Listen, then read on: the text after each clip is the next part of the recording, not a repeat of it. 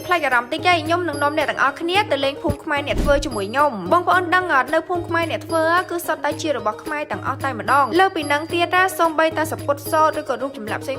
ក៏សុទ្ធតែជារបស់ខ្មែរដែរភូមិខ្មែរអ្នកធ្វើមិនមែនមានតែរបស់ប្រើប្រាស់ទេសូម្បីតែម្ហូបក៏មានដែរនៅនេះគេសបោអីលោកខ្លាំងមែនតើមានតាំងពីតំណាប់មានតាំងពីផលិតផលខ្មែរនិយាយរួមអាហារសម្រន់អីក៏មានដែរអញ្ចឹងបានថាខ្មែរយើងពិតជាប្រកែកមែនទោះបីជានៅក្នុងផ្សារទំនើបក៏ដោយប៉ុន្តែក៏អាចកែច្នៃទៅជាផលិតផលខ្មែរបានដែរហើយនៅក្នុងថ្ងៃនេះខ្ញុំក៏បានញ៉ាំជាមួយនឹងបុកល្ហុងថ្ងៃនេះគឺបុកល្ហុងបែបខ្មែរដូចបងប្អូនដឹងស្រាប់ហើយមួយរយៈនេះគឺគេល្បីខ្លាំងមែនតើបុកល្ហុងអ្នកជិតខាងប៉ុន្តែថ្ងៃនេះអត់ទេខ្ញុំមកញ៉ាំជាមួយនឹងបុកល្ហុងបែបខ្មែរគឺដាក់ប្រហុកយើងតែម្ដងតែមើលក៏ដឹងថាតំណងដែរបងប្អូនអើយបើសិនជាអ្នកចេះម្ទេសអីដាក់ម្ទេសឲ្យច្រើនទៅព្រោះអីបុកល្ហុងតតែមានម្ទេសច្រើនមិនឆ្ងាញ់នៅពេលដែលខ្ញុំបានមកដល់ភូមិខ្មែរអ្នកធ្វើឲ្យគឺខ្ញុំប្លែកភ្នែកខ្លាំងមែនតើព្រោះអីម្ហូបអាហារទាំងអស់គឺសុទ្ធតែជារបស់ខ្មែរទាំងអស់ដែលខ្ញុំឃើញហើយខ្ញុំស្ងើចសរសើរទៅដល់ផ្សារទំនើបជីបហ្មងព្រោះខ្ញុំអត់គិតថាខ្មែរយើងអាចធ្វើបានទេនៅក្នុងផ្សារទំនើបមួយហើយដាក់ជាភូមិមួយជាផលិតផលខ្មែរតែម្ដងអញ្ចឹងវីដេអូរបស់ខ្ញុំគឺមានតែប៉ុណ្្នឹងទេហើយបើសិនជាអ្នកទាំងអស់គ្នាចង់ឲ្យខ្ញុំទៅ review កន្លែងណាទៀតអាច comment ពេកខ្ញុំខាងក្រោមបានណា